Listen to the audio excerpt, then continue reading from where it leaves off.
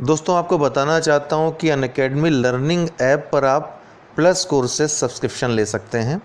चाहे आप UP PSC की तैयारी की किसी भी एग्ज़ाम की तैयारी कर रहे हो, खंड शिक्षा अधिकारी, आरओ, यूपी पीसीएस या यूपी ट्रिपल एससी में लेखपाल या फिर अन्य जो वैकेंसीज़ आती हैं ग्रुप सी की, सब इंस्पेक्टर यूपीएसआई की तैयारी, मतलब कोई भी तैयारी आप उत्तर प्रदेश की कर रहे हैं या फिर यूपीएससी करना चाहते हैं, बीपीएससी करना चाहते हैं, एमपीपीएससी करना चाहते हैं, राजस्थान पे, मतलब कुछ भी आप यहाँ पे एनडीए करना चाहते हैं, जो भी आप ए टू जेड कोर्स करना चाहते हो, सब्सक्रिप्शन यहाँ पर ले सकते हो।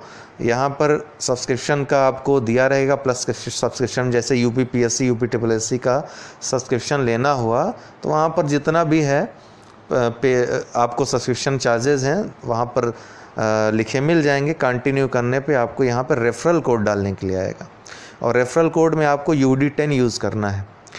आप 1 साल या 2 साल या जितनी मंथ की आप लेना चाहते हो ले सकते हो, सब्सक्रिप्शन आपके ऊपर है।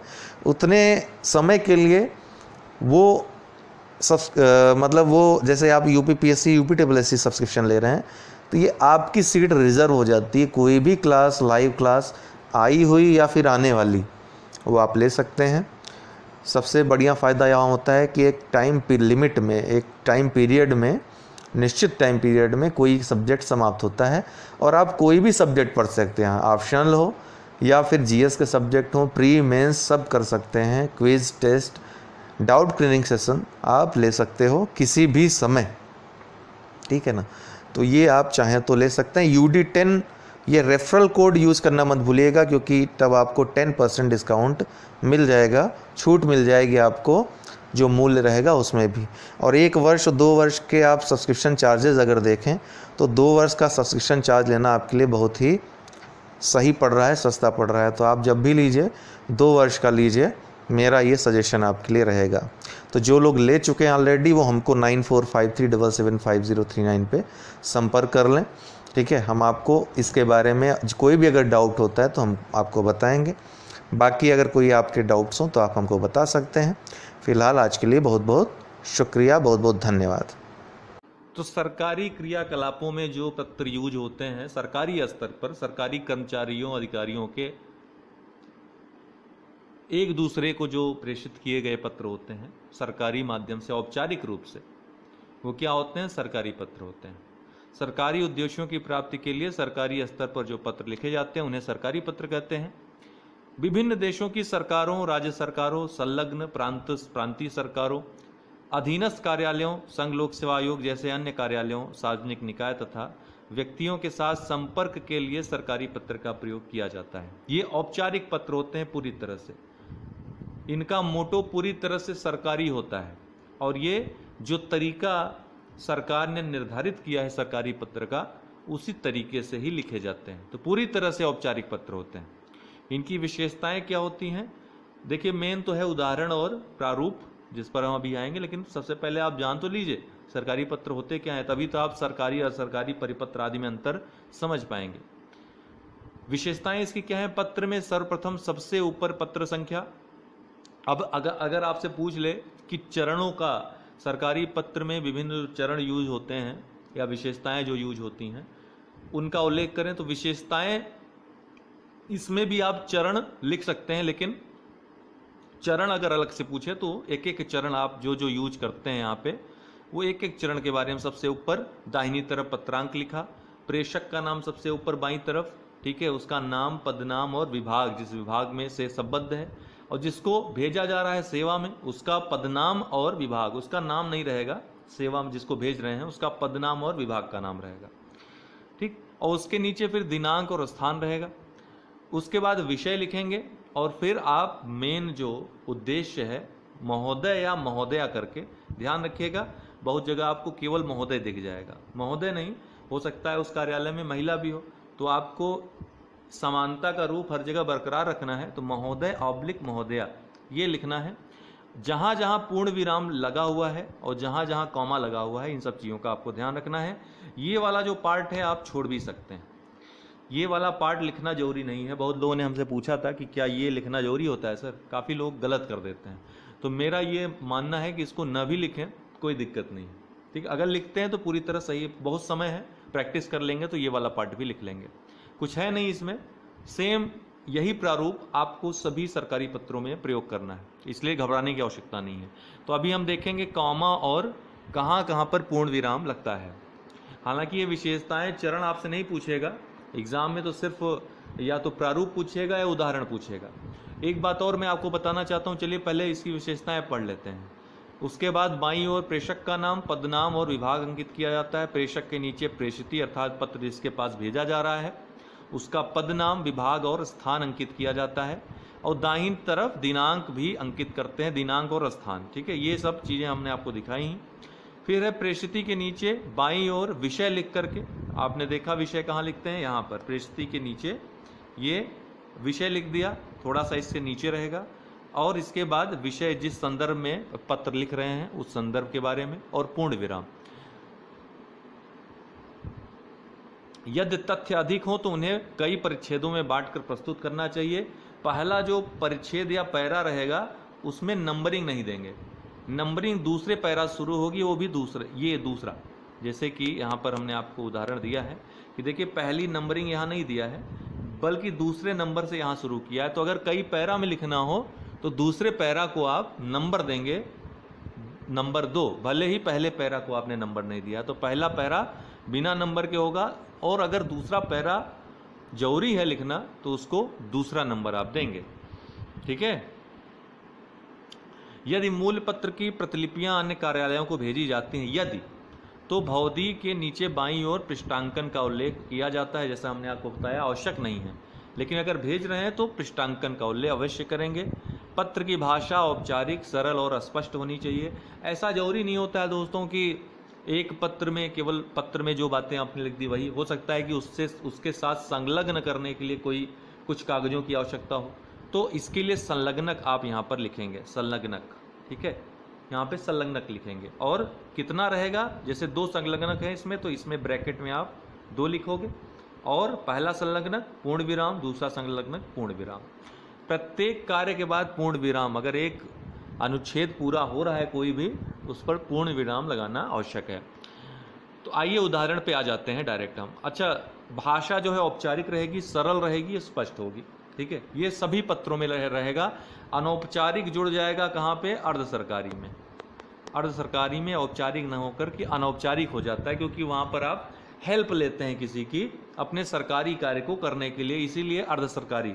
तो उसमें क्या अर्ध सरकारी में, वो भी सरकारी कार्य है, सरकारी ही उद्देश्य होता है, लेकिन उसमें जो सरकारी पद्धति होती है उसका प्रयोग न करके यहाँ तक कि प्राइवेट लोगों की भी मदद ली जाती है सरकारी काम को पूरा करने के लिए। जैसे आपको कहीं का सर्वे करना है, ये सरकारी कार्य है, लेकिन आपको आपकी हायरार्की में प्रधान जी नहीं आते हैं, लेकिन प्रधान जी को आपने पत्र लिख दिया कि आपको सर्वे के लिए जरूरी है कि वहाँ की जो जनसंख्या है उसमें महिला और पुरुषों की जनसंख्या की जानकारी दें, तो ये अर्ध सरकारी पत्र आप उनको लिखेंगे।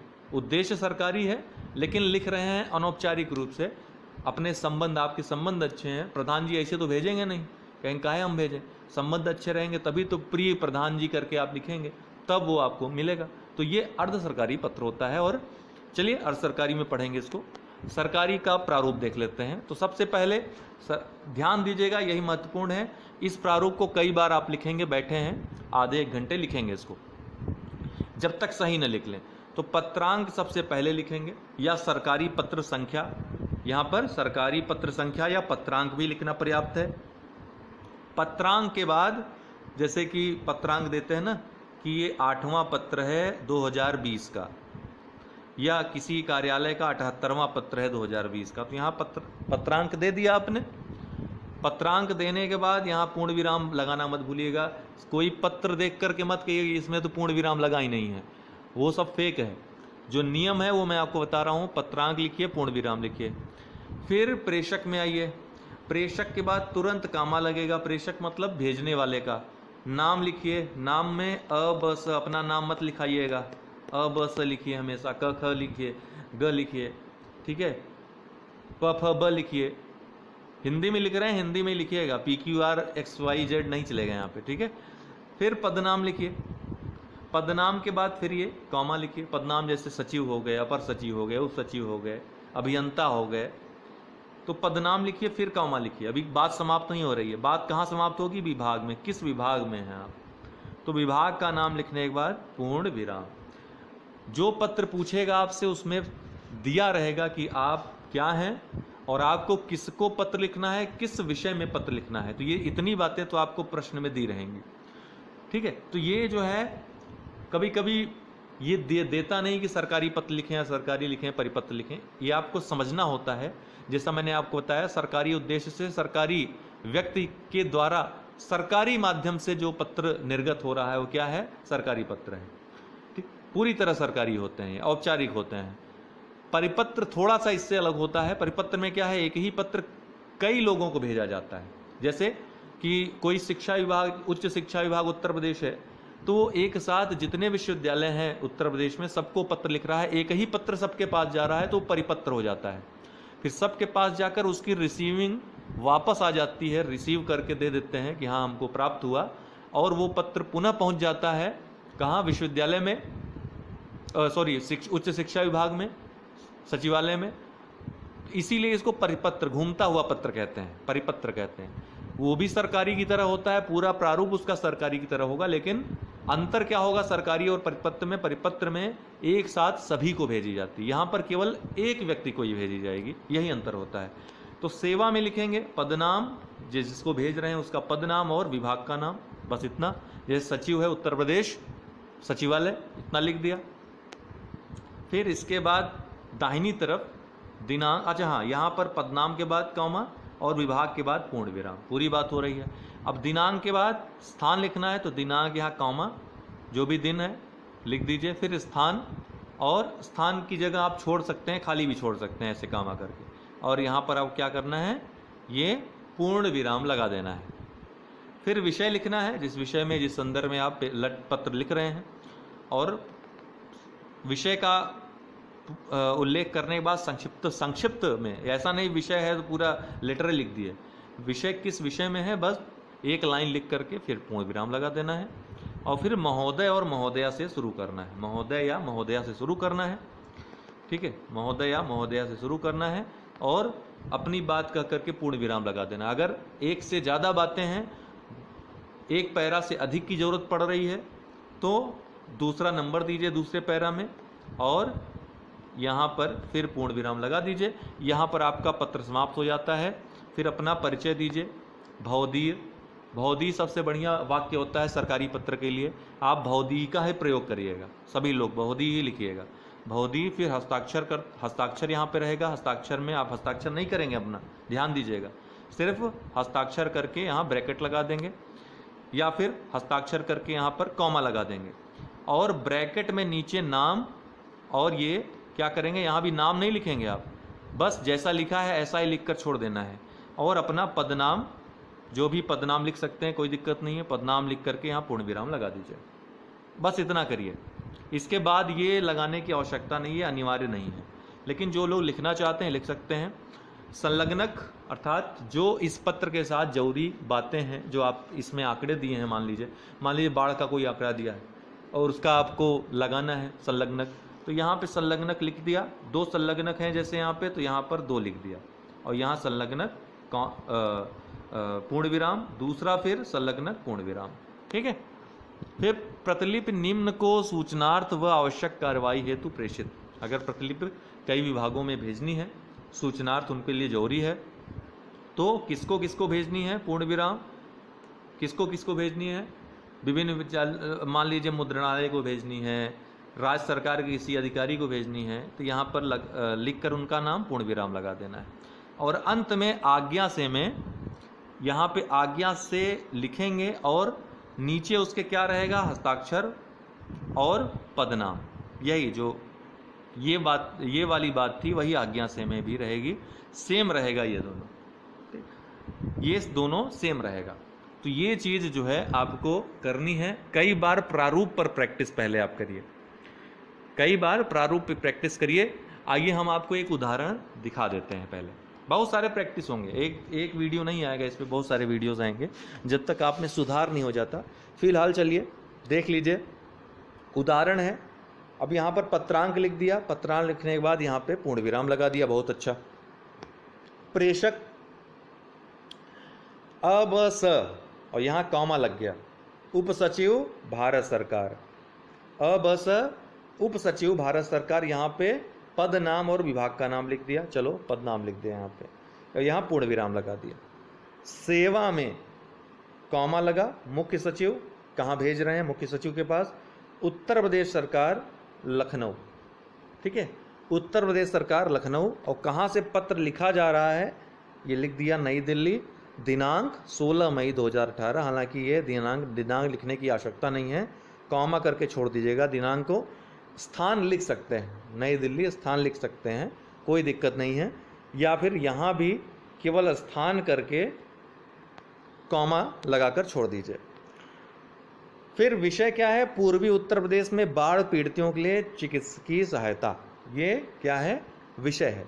तो इसमें प्रश्न इस तरह से पूछा जाएगा कि पूर्वी उत्तर प्रदेश में बाढ़ पीड़ितों के लिए चिकित्सकीय सहायता उपलब्ध कराने के लिए, सुनिश्चित करने के लिए आप उप सचिव हैं भारत सरकार में और आपको पत्र लिखना है मुख्य सचिव को उत्तर प्रदेश सरकार के लखनऊ में।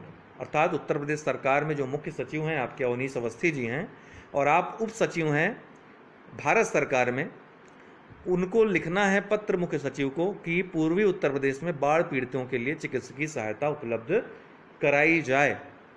इस पर पत्र लिखना है, यही आ जाएगा, और आपको इसी तरीके से उतार देना है। प्रेषक लिखना है, संख्या यहाँ पर लिखना मत भूलिएगा ऊपर, ठीक है, पत्रांक जो है सरकारी पत्र संख्या यहाँ लिख दीजिएगा, पूर्ण विराम लगाइए।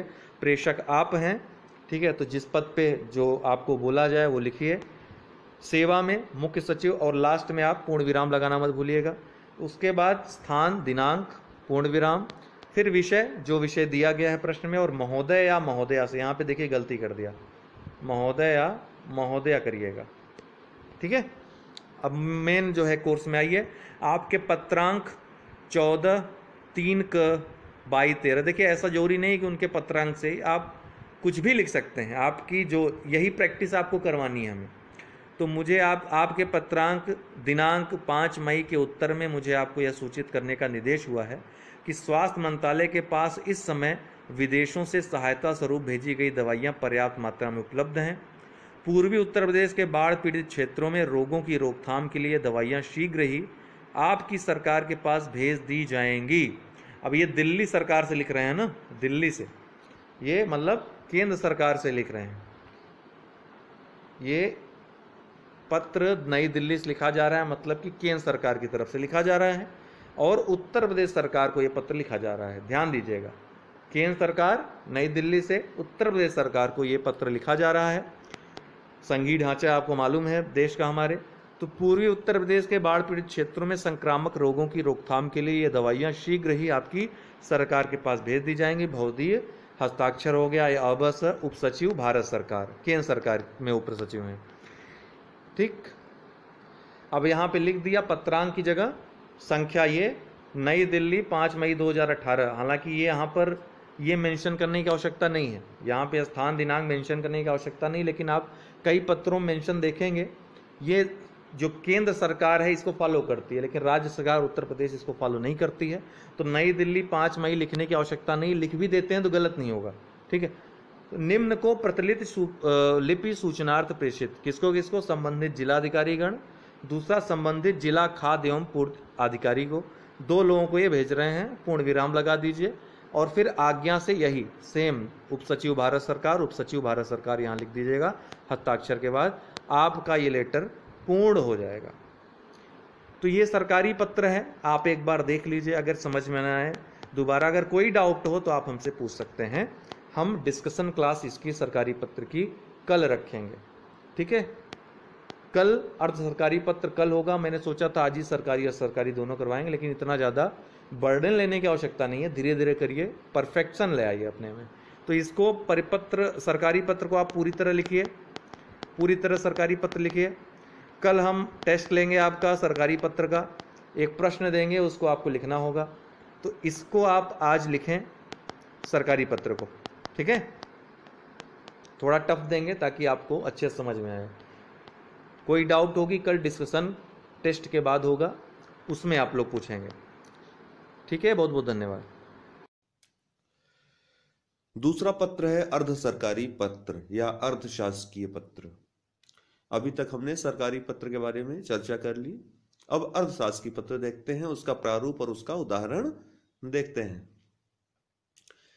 अर्ध शासकीय पत्र किसी कार्यालय के अधिकारी द्वारा किसी अन्य कार्यालय के अधिकारी को व्यक्तिगत रूप से लेकिन सरकारी कार्य हेतु ही प्रेषित किए जाते हैं। यानी इनका उद्देश्य तो सरकारी होता है, लेकिन ये अनौपचारिक पत्र होते हैं, अर्थात सरकारी माध्यम से नहीं भेजे जाते हैं, अनौपचारिक रूप से भेजे जाते हैं किसी कार्य को जल्दी करने के लिए, शीघ्र करने के लिए, या गोपनीयता बनाने के लिए, ठीक, या कोई मदद मांगने के लिए, या कोई राय मांगने के लिए। जैसे हमको कोई सूची बनानी है अपने विभाग में, तो किसी अन्य विभाग की आवश्यकता पड़ी या कहीं के आंकड़ों की आवश्यकता पड़ी, तो हमने उस विभाग के किसी अधिकारी से अनौपचारिक रूप से पत्र लिख करके वो सूचनाएं मंगा ली। तो ये प्रयोजन तो सरकारी ही है, लेकिन व्यक्तिगत रूप से लिखा गया है, तो अर्ध सरकारी पत्र हो जाएगा। ये पत्र प्रायः संबंधित कार्यालयों से कार्य आधिक्य अर्थात कार्य की अधिकता या अन्य कारणों से हो रही समय पर मांगी गई वांछित सूचना न मिलने और कार्यालय की ओर से अनुस्मारक भेजने पर भी उचित उत्तर प्राप्त न होने की दशा में भेजे जाते हैं। अर्थात अतिशीघ्र कार्रवाई है, तो जब आवश्यकता पड़ती है किसी चीज की, तो इन सब पत्रों का प्रयोग किया जाता है ताकि जल्द से जल्द उनका जवाब भेजा जा सके। इनका उद्देश्य किसी कार्य संपादन की ओर विशेष ध्यान आकर्षित कर संबंधित सूचना का संप्रेषण करना होता है। इस प्रकार ये पत्र कार्यालय अधीक्षकों अथवा अन्य संबंधित अधिकारियों की व्यक्तिगत रुचि के भी विषय होते हैं, क्योंकि एक अधिकारी द्वारा किसी अन्य अधिकारी को अशासकीय पत्र मित्रतापूर्ण भाषा में अंशतः अनौपचारिक रूप से लिखे जाते हैं। अंशतः अनौपचारिक यहां पर इसलिए क्योंकि इनका भी एक प्रारूप होता है, उस प्रारूप में लिखे जाते हैं। ऐसा नहीं कि कुछ भी जैसे लेटर, लव लेटर लिखा जाता है, उस तरह का लेटर नहीं लिखा जाता है। अनौपचारिकता होती है, लेकिन फिर भी उसमें भी सरकारीपन झलकता है। जैसे सरकारी पत्र आपके आदेशात्मक होते, तो ये आदेशात्मक न होकर आग्रह परक होते हैं। सरकारी पत्र दोनों दिशाओं में लिखे जाते हैं, अर्थात ऊपर से नीचे, अर्थात उच्च अधिकारी से निम्न और निम्न से उच्च को भी लिखे जा सकते हैं। लेकिन अर्ध सरकारी पत्र सामान्यतः या अधिकांशतः ये समान अधिकारियों के, जो समान लेवल, एक ही लेवल के जो अधिकारी होते हैं, उनके मध्य लिखे जाते हैं। इसके अलावा अर्ध सरकारी पत्र कुछ ऐसे भी हैं जो निजी व्यक्तियों या निजी संगठनों को भी लिखे जाते हैं, लेकिन उनका यहाँ पर जिक्र किया जाना उतना आवश्यक नहीं है, लिख भी सकते हैं, कोई दिक्कत नहीं है। ठीक है। विशेषताएं, इनकी विशेषताएं क्या होती हैं? अर्ध शासकीय पत्र एक अधिकारी द्वारा दूसरे अधिकारी को लिखा जाता है, न कि एक विभाग द्वारा दूसरे विभाग को। दूसरा, यह पत्र अर्थात ये व्यक्तिगत होते हैं। कुल मिलाकर कहने का मतलब ये है, पहली विशेषता का अर्थ यह हुआ। यह पत्र किसी गोपनीय कार्य अथवा विशेष आवश्यक कार्य के संदर्भ में ध्यान आकृष्ट कर कार्यवाही हेतु लिखा जाता है। यह पत्र प्रायः समान स्तर के अधिकारियों के मध्य ही लिखा जाता है। अर्ध सरकारी पत्र पर सर्वप्रथम दाईं ओर पत्रांक तथा उनके नीचे विभाग व अनुभाग लिखा जाता है। इसके पश्चात ये आप चरण में भी लिख सकते हैं, अंगों में भी लिख सकते हैं, सब चीजें। ठीक है। तो इसके पश्चात दाईं ओर ही दिनांक व स्थान भी अंकित करते हैं। ठीक है ना। इसके उपरांत बाईं ओर, अभी हम आपको प्रारूप दिखाएंगे तो आपको ज्यादा अच्छे समझ में आ जाएगा। आप प्रारूप याद कर लीजिए, यह सब चीजें जो विशेषताएं आप प्रारूप देख देख के लिखिएगा, ठीक है ना, तो एकदम सही लिखेंगे। फिर पत्र का प्रारंभ प्रिय महोदय, आदरणीय आदि शब्दों से किया जाता है, और इस प्रकार के पत्रों का अंत आपकी या आपके इत्यादि शब्दों से किया जाता है, और उसके नीचे हस्ताक्षर व पदनाम अंकित करते हैं, है ना। आत्मीयता थोड़ी सी होती है। पत्र के अंत में बाईं तरफ प्राप्तकर्ता का नाम लिखा जाता है, अंत में लिखा जाता है। यहाँ पे जो सेवा में होता है वो अंत में होता है, बाईं तरफ, याद रखिएगा अर्ध सरकारी पत्र में, तथा पदनाम व विभाग अंकित करते हैं वहां पे। तो ये अर्ध सरकारी पत्र का प्रारूप है। सबसे पहले यहाँ पे पत्रांक, फिर विभाग का नाम जहां से भेजा जा रहा है, अनुभाग का नाम, ठीक है, विभाग के अधीन जो अनुभाग है, और दिनांक और स्थान यहाँ पे लिखेंगे, पूर्ण विराम लगाएंगे, प्रत्येक क्रम में आप कॉमा लगाएंगे। ठीक है। फिर प्रेषक बाईं तरफ, नाम और पदनाम, विषय लिखेंगे। और सरकारी पत्र में विषय लिखना अनिवार्य नहीं है, याद रखिएगा, कभी कभी विषय लिखा जाता है और किन्हीं किन्हीं पत्रों में विषय नहीं भी लिखा जाता है। इसके अलावा एक ध्यान देने वाली बात है कि यहाँ पर आप मुहर भी बना सकते हैं, यहाँ मुहर लिख सकते हैं, ठीक है ना। यहाँ पर अर्ध सरकारी पत्र के लिए मुहर होती है, यहाँ पे लिखी जाती। फिर यहाँ पर प्रिय महोदय या महोदया या नाम लिख करके प्रिय अब स जी, प्रिय क ख ग जी, इस ढंग से लिख सकते हैं, ठीक है। फिर यहाँ कॉमा लगा करके यहाँ पर स्टार्ट करेंगे अपना विषय वस्तु, जो भी जिस विषय पे लिख रहे हैं सरकारी पत्र, लिख करके पूर्ण विराम लगाएंगे। फिर दाहिनी तरफ भवदीय, आपका या आपकी, हस्ताक्षर यहाँ पे करेंगे, नाम लिखेंगे, पद नाम लिखेंगे, ठीक है। फिर संलग्नक यहाँ पे लगाएं, अगर संलग्नक आवश्यक है तो लगाएंगे। एक संलग्नक लगाएं तो ब्रैकेट में एक लिखेंगे और संलग्नक का नाम देंगे, पूर्ण विराम लगाएंगे, ठीक। फिर लास्ट में क्या करेंगे, बाईं तरफ सेवा में कॉमा, नाम, पद नाम और विभाग का नाम जिसको आप भेज रहे हैं। तो ये अर्ध सरकारी पत्र का प्रारूप है। इसी प्रारूप में आप सारे लेटर्स लिखेंगे। तो प्रारूप आपको तैयार करना बहुत आवश्यक है।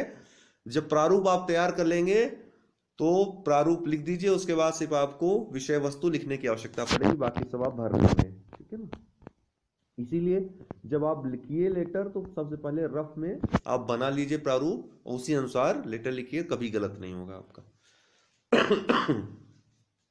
देखिए उदाहरण है ये अर्ध सरकारी पत्र का। इसमें कार्मिक एवं नियुक्ति अनुभाग से योग्य अभ्यर्थियों की सूची शीघ्र प्रेषित करने हेतु एक प्रार्थना पत्र या अर्ध सरकारी पत्र लिखा गया है। तो इसमें देखिए प्रिय महोदय लिखा है। जैसा कि आपको ज्ञात है कि कार्मिक एवं नियुक्ति अनुभाग लखनऊ से शासन द्वारा विभिन्न पदों के लिए योग्य अभ्यर्थियों के चयन के लिए भेजी गई सूचना अनुसार लोक सेवा आयोग द्वारा विज्ञापन जारी किए गए थे, जिसके आधार पर योग्य अभ्यर्थियों से आवेदन पत्र मांगे गए थे। आपके अनुभाग से अभी तक योग्य अभ्यर्थियों की सूची नहीं प्राप्त हुई, अतः अपने अनुभाग से योग्य अभ्यर्थियों की सूची शीघ्र प्रेषित करने का प्रयत्न करें या यत्न करें, ताकि अभ्यर्थियों के चयन की प्रक्रिया शुरू की जा सके। तो यह व्यक्तिगत स्तर पर लिखा गया है और सरकारी कामकाज हेतु लिखा गया है। तो फिर यहां पर आप क्या लिखेंगे, आपका अबस मुख्य सचिव, फिर बाईं तरफ इसको थोड़ा नीचे कर देंगे, इसके समान नहीं होना चाहिए, बराबर नहीं होना चाहिए, ये स्टेप दिखना चाहिए कि इसके बाद लिखा गया है, ठीक। लास्ट में सेवा में च छ ज उप सचिव लोक सेवा आयोग प्रयागराज, जहां आप भेज रहे हैं इसको, ठीक है। तो उम्मीद है आपको समझ में आ गया होगा, बाद में प्रैक्टिस भी होगी और आसानी। लास्ट के 15 दिन दोस्तों, ये सिलेबस तो जल्द समाप्त हो जाएगा ऐसे और हिंदी का। लास्ट 15 डेज सिर्फ प्रैक्टिस होगी, जितना हो सकेगा प्रैक्टिस होगा, ठीक है। बहुत बहुत धन्यवाद। हाय दोस्तों, आज कार्यालय आदेश, कार्यालय ज्ञाप, अधिसूचना या विज्ञप्ति और परिपत्र देखेंगे इस वीडियो में। सरकारी और सरकारी पत्र हम देख चुके हैं। वस्तुतः कार्यालय आदेश क्या होता है, किसी कार्यालय द्वारा अपने यहां कार्यरत अधिकारियों कर्मचारियों के लिए समय समय पर जारी किए गए आदेशों की सूचना होती है। किसी कार्यालय, किसी विभाग के कार्यालय या विभाग में कार्य करने वाले जो कर्मचारी होते हैं, उनको जो आदेश प्रेषित किए जाते हैं वो कार्यालय आदेश कहलाते हैं, ठीक है। कार्यालय आदेश का प्रयोग निम्नलिखित विषयों से संबंधित आदेश जारी करने के लिए किया जाता है। क्या क्या विषय होते हैं, कार्यालय द्वारा बनाए गए नियमों की जानकारी देने के लिए, कार्यालय में कार्यरत अधिकारियों कर्मचारियों एवं 2 अनुभागों के मध्य काम के वितरण के लिए, आकस्मिक अवकाश तथा प्रतिबंधित अवकाश को छोड़कर सभी प्रकार की छुट्टियों की मंजूरी के साथ साथ अन्य नियमित प्रशासनिक कार्यों के लिए, इसके अलावा अधिकारियों कर्मचारियों की नियुक्ति, तैनाती, अस्थायीकरण, सेवानिवृत्ति, स्थानांतरण, निलंबन आदि के लिए। इसके अलावा भविष्य निधि को अग्रिम ऋण की स्वीकृति देने के लिए, काम के प्रति लापरवाही बरतने पर चेतावनी आदि देने के लिए कार्यालय आदेश का प्रयोग किया जाता है। विशेषताएं इसकी क्या होती है, कार्यालय आदेश का संबंध केवल कार्यालय से होता है। आंतरिक प्रशासन संबंधी मामलों में कार्यालय आदेश जारी किए जाते हैं। मुख्यतः ये अनुशासन से और कार्यालय के कार्य पद्धति से रिलेटेड होते हैं। कार्य आदेश में प्रेषक, सेवा में संबोधन, विषण, भवदी आदि नहीं लिखा जाता है। जैसे कि आपने सरकारी या परिपत्र में देखेंगे तो कार्यालय आदेश में वो चीज नहीं यूज होती है। प्रेषक, सेवा में ये सब नहीं लिखा है, संबोधन वगैरह नहीं लिखा जाता है। इसमें सबसे ऊपर कार्यालय का नाम लिखा जाता है, उसके नीचे पत्रांक लिखा जाता है, उसके बाद स्थान एवं दिनांक लिखा जाता है। इसमें संबोधन स्वनिर्देश नहीं लिखा जाता है, जैसे भौदीय महोदय ये सब नहीं लिखा जाता, ठीक है। इसके बाद मुख्य विषय वस्तु लिखी जाती है। अंत में दाईं ओर आदेश जारी करने वाले अधिकारी का हस्ताक्षर होता है, नाम होता है, वह पदनाम अंकित होता है जिसके थ्रू ये जारी किया जाता है। प्रतिलिपि भेजे जाने की स्थिति में अगर प्रतिलिपि भेजी जाएगी तो जरूरी नहीं प्रतिलिपि भेजी ही जाए, ये प्रत्येक लेटर में है दोस्तों, ये आवश्यक नहीं आप प्रतिलिपि वाला प्रारूप में लिखें, नहीं लिखेंगे तो भी चलेगा, ठीक है ना। तो प्रतिलिपि भेजे जाने की स्थिति में पृष्ठांकन करके प्रतिलिपि पाने वाले का उल्लेख किया जाता है तथा पृष्ठांकन प्रेषक अधिकारी के हस्ताक्षर, नाम व पदनाम का उल्लेख किया जाता है, ठीक है। प्रेषक जिसने भेजा है उसका वहां पर नीचे हस्ताक्षर, दाहिनी तरफ नीचे नाम व पदनाम का उल्लेख किया जाता है। कार्यालय आदेश अन्य पुरुष की शैली में लिखा जाता है, इसमें सूचनात्मक भाषा का प्रयोग किया जाता है, यह सूचनात्मक होती है, ठीक है ना, सूचना देने के लिए, इसीलिए इसमें किसी का संबोधन नहीं किया जाता है, ठीक है ना। सेवा में प्रेषक ये सब नहीं लिखा जाता, यह सूचनात्मक होती है। कार्यालय आदेश का प्रारूप देख लीजिए कैसे लिखा है। सबसे पहले ऊपर कार्यालय का नाम रहेगा, फिर कार्यालय आदेश संख्या रहेगी, फिर स्थान व दिनांक रहेगा, फिर कार्यालय आदेश इसी तरह लिख देंगे, ठीक है, लिख करके उसको हेडिंग डाल देंगे, कार्यालय आदेश बीच में बीचों बीच, और फिर जो मुख्य सामग्री रहेगी, सूचना देनी रहेगी, वो आप यहां पर लिख देंगे, पूर्ण विराम लगाएंगे, फिर नीचे दाहिनी तरफ हस्ताक्षर, फिर नाम जो रहेगा भेजने वाले का और पदनाम। पृष्ठांकन संख्या, अगर प्रतिलिपि भेजेंगे तो यहां पृष्ठांकन संख्या लिखेंगे और दिनांक लिखेंगे। फिर प्रतिलिपि निम्नलिखित को सूचनार्थ एवं आवश्यक कार्यवाही हेतु प्रेषित, 3 लोगों को भेज रहे हैं, तीनों लोगों को भेजने के बाद यहां पर पूर्ण विराम लगाएंगे, ठीक। फिर आज्ञा से जिनके जो ये प्रेषक रहेगा, हस्ताक्षर जिसका रहेगा वही यहां पर भी आज्ञा से अवसर और पदनाम उसका, ठीक है। अब जैसे एक उदाहरण देख लिए, कार्यालय लोक सेवा आयोग उत्तर प्रदेश प्रयागराज, कार्यालय आयोग संख्या ये जो है कार्यालय आदेश संख्या 262/A3/A1 2018 प्रयागराज। अब देखिए ध्यान रखिएगा, प्रयागराज लिखिएगा, इलाहाबाद मत लिखिएगा, ठीक है ना। दिनांक 20 मई 2018। कार्यालय आदेश क्या है, यह निश्चित किया गया है कि अब आगे के किसी भी समीक्षा अधिकारी या आगे से किसी भी समीक्षा अधिकारी या सहायक समीक्षा अधिकारी को कार्यालय की फाइल किसी भी दशा में घर ले जाने की अनुमति नहीं होगी। तो ये कार्यालय आदेश जारी किया गया, सभी को एक साथ सूचनात्मक होता है, इसलिए इसमें सेवा में नहीं लिखा जाता, भेजने वाले का या पाने वाले का ऊपर जिक्र नहीं होता है, यहां केवल हस्ताक्षर होता है, जो जारी करता है इसको अवर सचिव है ना, यहां पर जगदीश ऊपर आजकल लिखा रहता है। पृष्ठांकन संख्या ये 262A3 वही जो है आपका जो पत्रांक होता है वही पृष्ठांकन होता है यहाँ पे। फिर दिनांक देंगे उसका, जिस दिन भेजा जा रहा है दिनांक। फिर प्रतिलिपि निम्नलिखित को सूचनार्थ एवं आवश्यक कार्रवाई हेतु प्रेषित, किसको, इसको सभी अधिकारी एवं अनुभाग अधिकारी को, सेक्शन ऑफिसर्स को और अवर सचिव के निजी सहायक को। फिर आज्ञा से वही हस्ताक्षर कखग संयुक्त सचिव। देखिए दोस्तों, यह आवश्यक नहीं कि हस्ताक्षर जो इसको जारी कर रहा है, ठीक है, सूचना वही यहां पर सबको प्रेषित करे। हो सकता है ये संयुक्त सचिव भी प्रेषित करवा सकता है, कोई दूसरा अधिकारी, तो जिसकी आज्ञा से ये प्रतिलिपि भेजी जाएगी उसका यहाँ पे हस्ताक्षर होगा, उसका नाम होगा और उसका पदनाम होगा, ठीक है ना। अब कार्यालय ज्ञाप या कार्यालय ज्ञापन, कार्यालय ज्ञाप बोलते हैं इसको। यह क्या होता है, सरकार के मंत्रालयों विभागों के बीच परस्पर सूचनाओं का आदान प्रदान करने हेतु तो एक अनौपचारिक पत्राचार जो अपने से छोटे या समान अधिकारियों और कर्मचारियों को या अधीनस्थ कार्यालयों के साथ होता है। तो दोस्तों, सरकार के मंत्रालयों विभागों के बीच सूचनाओं का आदान प्रदान करने हेतु तो एक अनौपचारिक पत्राचार होता है ये, ठीक है, अनौपचारिक होता है, जो अपने से छोटे या समान अधिकारियों और कर्मचारियों को या अधीनस्थ कार्यालयों के साथ होता है। ये दोस्तों इसीलिए क्योंकि अधिकारियों, कर्मचारियों और अधीनस्थ कार्यालयों को जब भेजा जाता है तो यह इसका प्रारूप भी भिन्न भिन्न थोड़ा हो जाता है। थोड़ा सा नीचे वाला जहां पर जैसे अर्ध सरकारी में सेवा में जहां पे लिखते थे, आपको मैं अभी बताता हूं कैसे। पहले ये देख लीजिए क्या होता है। जो अपने से छोटे या समान अधिकारियों और कर्मचारियों को या अधीनस्थ कार्यालयों के साथ होता है, इस पत्राचार के निम्नलिखित कुछ विषय हो सकते हैं। क्या क्या विषय हो सकते हैं? कर्मचारियों से प्राप्त आवेदन पत्रों, याचिकाओं आदि का उत्तर। दूसरा, अधीनस्थ अधिकारियों को शासकीय आदेशों के अलावा अन्य मामलों से अवगत कराना। इसके अलावा पत्रों की पावती की सूचना देना, शिकायतों का निवारण करना, अर्थात पत्रों की पावती की सूचना मतलब पत्र हम पा गए हैं तो उसकी सूचना देना कि हमको पत्र प्राप्त हो गया। इसके अलावा किसी नियम या आदेश के उल्लंघन की चर्चा करना, लेकिन ऐसा पत्र आदेश के समान नहीं होता, एक चेतावनी हो सकता है। जैसे कोई कर्मचारी किसी आदेश का उल्लंघन कर रहा है बार बार, तो उसको चेतावनी दी जा सकती है, ठीक है ना।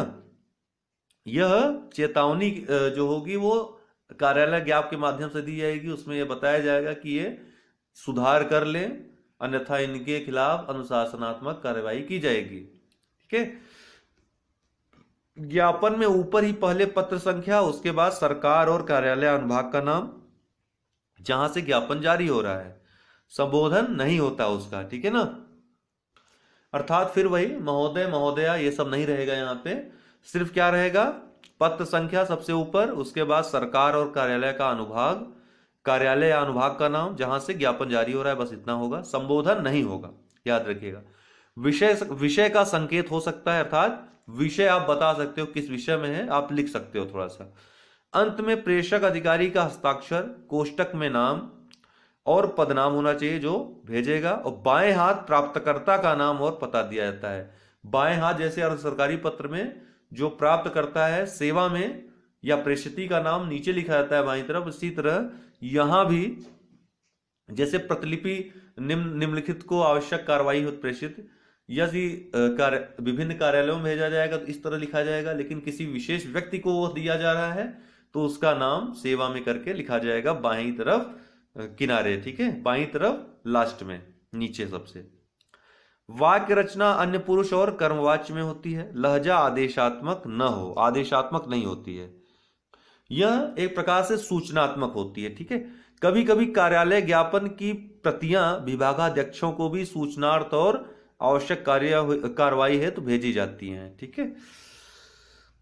कार्यालय ज्ञाप का प्रारूप दोस्तों ये देख लीजिए, कार्यालय का नाम सबसे ऊपर, फिर कार्यालय ज्ञाप संख्या, स्थान व दिनांक, ठीक है। इसको आप इस तरह भी लिख सकते हैं, कार्यालय ज्ञाप संख्या ऊपर भी लिख सकते हैं, ऊपर भी चलता है नीचे भी चलता है। विभिन्न कार्यालयों में मैंने देखा है कि कहीं कहीं ये संख्या ऊपर लिखी जाती है, कभी नीचे, तो आप दोनों यूज कर सकते हैं। कार्यालय ज्ञाप के एक्चुअली दोस्तों बहुत सारे प्रारूप हैं, जो अथेंटिक सबसे प्रारूप है मैं आपको बता रहा हूं, ठीक है। स्थान व दिनांक लिखेंगे, फिर कार्यालय ज्ञाप की मुख्य सामग्री लिखेंगे, ठीक है, जो आपको चेतावनी या सूचना देनी रहेगी लिखेंगे। उसके बाद हस्ताक्षर जिसके द्वारा भेजा जा रहा है, ये सूचना जारी की जा रही है, बस पदनाम। फिर पृष्ठांकन संख्या और दिनांक। प्रतिलिपि निम्नलिखित को सूचनार्थ एवं आवश्यक कार्रवाई हो प्रेषित, जिसको इसको भेजा जाएगा, नाम लिख के यहां पर पूर्ण विराम लगा देंगे, और आज्ञा से जो प्रतिलिपि भिजवा रहा है और पदनाम उसका। याद रखिएगा एक और प्रारूप रहेगा जिसमें अगर किसी व्यक्ति को भेज रहे हैं, ठीक है, तो यहां पे आप सेवा में लिखेंगे, ठीक है, और यहां पर पाने वाले का नाम, ठीक है। इतना अंतर रहेगा, आपको बाद में प्रैक्टिस हो जाएगी, 4-5 लेटर बाद में करा देंगे इसी पे अलग अलग, तो आपको आसानी होगी समझने में, ठीक है। जैसे एक उदाहरण देख लीजिए, श्रम मंत्रालय लेखा अनुभाग द्वारा जारी किया रहा है कार्यालय ज्ञाप, ठीक है, संख्या दी है नई दिल्ली 20 मई 2018। ज्ञाप क्या है, श्री दुलारे लाल चपरासी लेखा अनुभाग के विरुद्ध लिखित शिकायतें मिल रही हैं कि निविदा दाताओं और ठेकेदारों के साथ उसका व्यवहार अच्छा नहीं है, उनका यह व्यवहार सभ्यता और सरकारी परपाटी की भावना के विपरीत है। अतः श्री दुलारे लाल को चेतावनी दी जाती है कि वे अपना सुधार कर लें, यदि आज के बाद कोई शिकायत हुई तो उनके विरुद्ध अनुशासनात्मक कार्रवाई की जाएगी। एक बात ध्यान रखिएगा दोस्तों, जैसे इस लेटर में तो खैर हमने बता दिया है, यहां पर आप कोशिश करेंगे नाम नहीं लिखेंगे किसी का। शी क ख ग ये बहुत ही निगेटिव इफेक्ट डालता है, तो कभी भी नाम नहीं लिखेंगे किसी का भी, जब तक कि जो प्रश्न पूछता है उसमें नाम का जिक्र ना हो। ठीक है, अगर नाम का जिक्र है तब तो लिखना पड़ेगा, नहीं तो आप अपने से किसी का भी नाम नहीं लिखेंगे, बहुत ही बैड इफेक्ट पड़ता है इसका। ठीक है, तो श्री अ ब स या क ख ग लिख दीजिए। यहाँ पे लेखानुभाग के विरुद्ध लिखित शिकायतें मिल रही हैं कि निविदा दाताओं और ठेकेदारों के साथ उसका व्यवहार अच्छा नहीं है, उनका यह व्यवहार सभ्यता और सरकारी परिपाटी की भावना के विपरीत है। अतः श्री क ख ग को चेतावनी दी जाती है कि वे अपना सुधार कर लें। यदि आज के बाद कोई शिकायत हुई तो उनके विरुद्ध अनुशासनात्मक कार्यवाही की जाएगी। यहाँ पे सेवा में श्री क ख ग है ना, उनके लिए प्रेषित किया जा रहा है ना, तो सी क ख ग यहाँ पे रहेगा। ठीक है, अब आपको समझ में आ गया होगा। अब अगला है अधिसूचना या विज्ञप्ति। यह क्या होता है? नियुक्तियों, पुनर्नियुक्तियों, प्रतिनियुक्तियों, नियमों, आदेशों, स्थानांतरण, छुट्टी, प्रशिक्षण, सेवानिवृत्ति, निधन आदि की सरकारी सूचना को अधिसूचना या विज्ञप्ति कहा जाता है। आमतौर पर यह अधिसूचना गजट में भी प्रकाशित होती है। अधिसूचना और कार्यालय आदेश में अंतर होता है दोस्तों। कार्यालय आदेश एक कार्यालय के अंतर्गत ही होता है, जबकि यह राज्यपाल या अक्सर जो है, जो अधिसूचना या विज्ञप्ति होती है, अक्सर यह इसका संबंध आम जनता से लगभग होता है। ठीक है, और यह अक्सर राज्यपाल या राष्ट्रपति की तरफ से जारी की जाती है ज्यादातर। ठीक है, तो आमतौर पर यह अधिसूचना गजट में भी, जो सरकारी गजट होता है उसमें प्रकाशित होती है, तो आम जनमानस के लिए होती है। समाचार पत्रों में प्रकाशित नहीं होती है, अर्थात जारी करने वाले के द्वारा। आदेश राजपत्रों के विशेष अंक में प्रकाशित होते हैं। ये सूचनाएं वास्तव में राष्ट्रपति अथवा राज्यपालों की ओर से जारी की गई मानी जाती, भले उनके द्वारा जारी न की गई हो, लेकिन ये माना जाता है कि उन्हीं के द्वारा जारी की गई है, इसलिए प्रेषक का उल्लेख इसमें नहीं होता है। सूचना पाने वाले अधिकारी या कर्मचारी को पृष्ठांकन से एक प्रति भेज दी जाती है। इसके अतिरिक्त लेखा विभाग अथवा अन्य संबद्ध विभाग को भी सूचित कर देना पड़ता है इसमें। ठीक है ना, इसकी जो विशेषताएं देख लीजिए। सूचना राष्ट्रपति या राज्यपाल द्वारा जारी की जाती है। इसका प्रकाशन सरकारी गजट में किया जाता है। इसमें विभाग एवं मंत्रालय आदि का उल्लेख दाहिनी ओर होता है। ठीक है, दाहिनी ओर। तो दोस्तों इसमें क्या होता है? विभाग एवं मंत्रालय आदि का उल्लेख दाईं ओर होता है। ये देखिए दाहिनी ओर रूल भले है दोस्तों, तो रूल भले है, लेकिन इसको अक्सर जो है मध्य में लिखा जाता है, थोड़ा सा दाहिनी ओर। जैसे ये स्क्रीन है आप देख रहे हैं ना, तो यहां पे लिखा जाता है इसको दाहिनी ओर। देखिए रूल में तो दाहिनी ओर है, लेकिन आप देखेंगे किसी भी अधिसूचना को, विज्ञप्ति को, तो उसका जो विभाग, कार्यालय का नाम, मंत्रालय का नाम रहता है वो लगभग मध्य में रहता है। अभी मैं आपको दिखा दूंगा, आयोग का लेटर भी आपको दिखा दूंगा। तो इसमें विभाग एवं मंत्रालय आदि का उल्लेख दाईं ओर होता है। यह किसी विभाग के संबंध में आधिकारिक सूचना होती है, कभी कभी यह आम जनता से संबंधित होती है, जबकि कार्यालय आदेश का संबंध आम जनता से नहीं होता है दोस्तों। ठीक है, इन पत्रों के साथ सूचना पाने वाले अधिकारी को पृष्ठांकन की एक प्रति भेज दी जाती है। जो सूचना पाने वाला अधिकारी होता है, एक जो सबसे महत्वपूर्ण बात है इसमें कि क्योंकि ये गजट में, सरकारी गजट में छपता है, तो प्रत्येक अधिसूचना के प्रति निदेशक मुद्रण एवं लेखन सामग्री को इस अनुरोध के साथ अवश्य भेजी जाती है कि अधिसूचना का प्रकाशन गजट के अगले अंक में तुरंत कर दिया जाए, तथा यह भी बताया जाता है कि यह अधिसूचना गजट के किस भाग में प्रकाशित की जाएगी। ठीक, ये पॉइंट आप जरूर लिखेंगे विशेषता में। अधिसूचना को 3 भाषाओं अर्थात हिंदी, अंग्रेजी, उर्दू में छापा जाता है। इसकी अंग्रेजी तथा उर्दू अनुवादों की प्रतियां भी पृष्ठांकन के साथ भेजी जाती हैं। अधिसूचना की सूचना आवश्यकता अनुसार अन्य विभागों को भी दी जाती है। अधिसूचना का मुख्य उद्देश्य यह होता है कि सरकार के निर्णय की जानकारी संबंधित अधिकारियों, कर्मचारियों को होने के साथ साथ जनसाधारण को भी हो जाए। तो ये प्रारूप है अधिसूचना का। विभाग का नाम, संख्या, स्थान, दिनांक रहेगा। फिर अधिसूचना लिख करके मुख्य विषय वस्तु जो होगी उसकी लिख करके, उसके बाद हस्ताक्षर जिसके द्वारा जारी किया जाएगा, फिर पृष्ठांकन संख्या, दिनांक देंगे।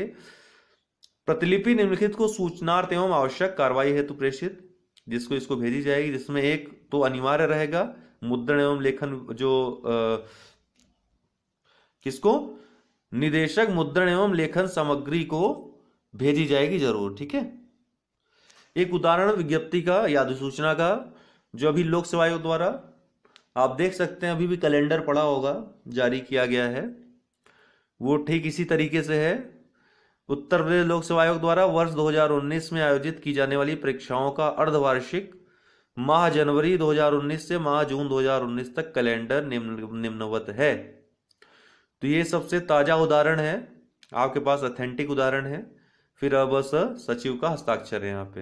हालांकि इन्होंने जो है प्रतिलिपि निम्नलिखित को सूचनार्थ आवश्यक कार्यवाही प्रेषित नहीं लिखा है कुछ ऐसा।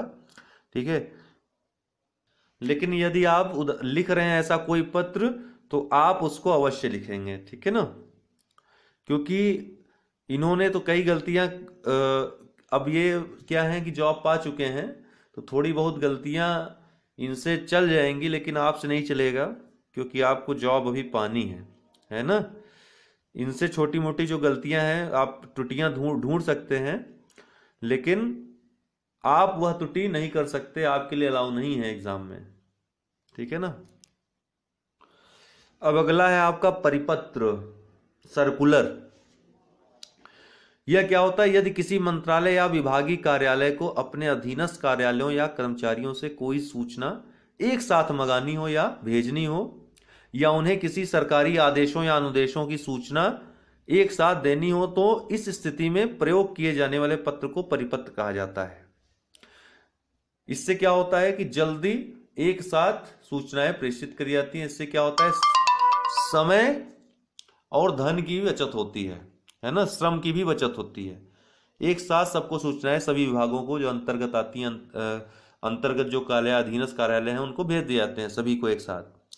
जैसे भारत सरकार परिपत्र जारी करके कोई सूचना राज्यों को भेजती है, राज्य सरकार अपने अधीनस्थ विभागाध्यक्षों को परिपत्र भेजकर भारत सरकार के परिपत्र की सूचना से उन्हें अवगत कराती है, तथा विभागाध्यक्ष अपने अधीनस्थ अधिकारियों को परिपत्र भेजकर उक्त सूचना उन तक पहुंचाते हैं। इसको सर्कुलर इसलिए कहा जाता है दोस्तों, क्योंकि यह पहले विभाग अंतर्गत जो विभाग हैं, अधीनस्थ विभाग हैं, उन तक जाएगी, कार्यालय तक जाएगी, फिर वहां से प्राप्त हो गया अर्थात रिसीव्ड कॉपी उसकी फिर से वापस आ जाती है रिसीविंग के बाद, इसीलिए इसको सर्कुलर कहा जाता है, परिपत्र, घूमने वाला। परिपत्र प्रायः आंतरिक होता है, अर्थात इसका प्रयोग उसी मंत्रालय विभाग कार्यालय तक सीमित रहता है। एक मंत्रालय विभाग कार्यालय के परिपत्र में दी गई हिदायतों को मानने के लिए अन्य मंत्रालय विभाग कार्यालय बाध्य नहीं होते हैं। ठीक है ना। अब जैसे वित्त मंत्रालय है, वो रेल मंत्रालय के विभागों को आदेश नहीं दे सकता है ना, ठीक उसी। तो विशेषताएं क्या होती हैं? परिपत्र के प्रारंभ में पत्र के दाईं ओर, देखिए परिपत्र का जो है प्रारूप लगभग सरकारी पत्र जैसा होता है, ठीक है ना, लगभग। बस इसमें अंतर क्या होता है? जो सेवा में होता है इसमें समस्त करके होगा, सभी कार्यालयों को, वहां सेवा में किसी विशेष अधिकारी को भेजा जाता है, बस यही अंतर होता है। ठीक। विशेषताएं, परिपत्र के प्रारंभ में पत्र के दाईं ओर पत्रांक संख्या तथा कार्यालय के नाम का उल्लेख करते हैं। कार्यालय का नाम नहीं भी लिखेंगे तो भी चलेगा, पत्रांक संख्या ही बहुत है। दूसरे स्तर पर पत्र के बाईं ओर प्रेषक का नाम, पदनाम व विभाग अंकित किया जाता है। तीसरे स्तर पर बाईं ओर ही सेवा में लिखकर तथा उसके नीचे समस्त अंकित किया जाता है। समस्त मतलब सभी कार्यालयों को भेजी जाती है ना, क्योंकि इसे सभी विभागों को एक साथ भेजा जाता है। दाहिनी ओर स्थान व दिनांक अंकित करते हैं, जैसे सरकारी पत्र में करते थे। अगले चरण में परिपत्र का संक्षिप्त विषय दिया जाता है। इसका विषय न केवल संक्षिप्त अपितु अपने आप में सारगर्भित होना चाहिए।